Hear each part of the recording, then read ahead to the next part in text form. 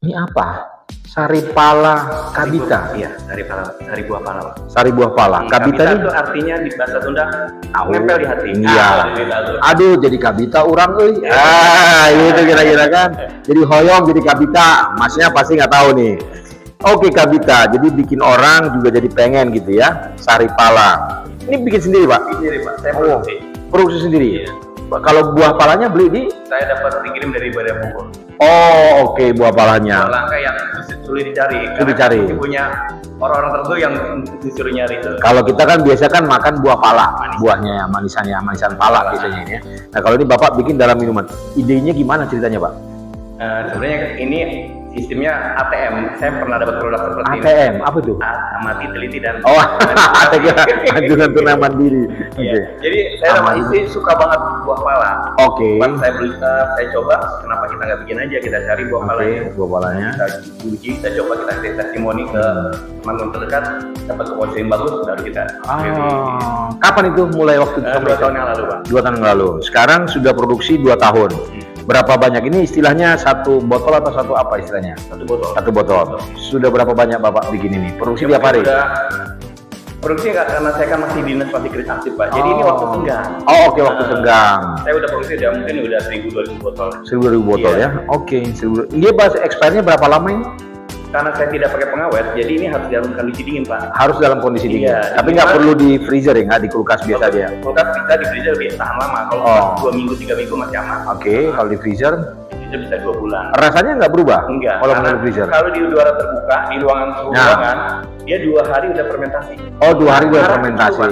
Diperhatikan ya sahabat WUB ya. 2 hari sudah fermentasi, jadi simpan di kulkas, ada 2 di freezer atau di kulkas, di chiller biasa gitu ya. Itu juga beda ya. Iya, beda. Tapi yang pasti rasanya nggak akan berubah. Nggak akan berubah ya. Kecuali kalau tadi yang di luar 2 hari fermentasi. Peminatnya yang suka ciu, Pak. Suka ciu.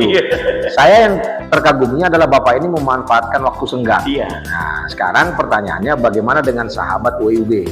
Memanfaatkan waktu senggang untuk apa, ya kan? Apakah hanya untuk gitu medsos atau untuk bikin usaha? Ini yang harus ditiru, ya. Bagaimana bisa memanfaatkan waktu senggang untuk melakukan sesuatu hal yang bersifat tidak hanya positif, tapi juga yang produktif. Seperti Pak siapa? Sulaiman. Pak Sulaiman. Pak Sulaiman asli orang Sunda? Saya Betawi. Oh, Betawi. Lah kok bisa namanya Kabita gitu? Istri saya Sunda. Istrinya Sunda. Oh, orang Betawi jeung Sunda ya mau gitu ya. Oke, baiklah. Jadi ini sari pala ini juga punya khasiat apa nih, Pak? Salah satunya untuk relaksasi. Untuk apa? Mengurangi kolesterol juga. Mengurangi kolesterol, oke. Terus untuk menghilangkan masuk angin. Menghilangkan masuk angin. Ya. Walaupun kita minum dingin. Nggak apa-apa, Pak. Oh, dan unik ya. Minum dingin tapi nggak bikin masuk angin. Oke, terus aman untuk lambung. Asamnya. Oh ya, orang asam lambung sama itu yang agak dikurangin ya. Oke, berarti Bapak tiap hari produksi? Saya seminggu 2 kali. Seminggu 2 kali, karena tadi bisa disimpan di kulkas cukup lama ya? Ya, lumayan. Itu seminggu sekali produksi untuk biasanya seminggu habis, Pak. Kalau penjualannya kemana, Bapak? Sistem penjualannya maksudnya? Saya punya online. Ada online 3 orang ya. Oke. Masih di sekitar rumah sebenarnya. Masih di sekitar rumah. Kan konsumen yang biasanya yang udah pernah merasakan sekali, dia kan order kembali. Order, makanya tadi tepat dong namanya Kabita. Kabita. Atau di hati. Kolesterol tadi termasuk juga tadi masuk angin ya. Relaksasi badan. Kalau relaksasi badan. Ngilu, ya. Tapi ini ada berapa varian istilahnya, Pak? Kebetulan baru 1, Pak. Oh, baru 1. Baru merupakan 1 varian nanti. Selanjutnya kita ada pengembangan mungkin mau dibikin teh buah pala. Teh buah pala. Atau teh pala bubuk nantinya jadi lebih mudah untuk pengolahan. Dan lebih awet juga. Sekarang masih sama istri menggarapnya atau sudah juga punya tenaga kerja? Belum, masih keluarga aja. Di keluarga aja ya. Wah, keren. Oke.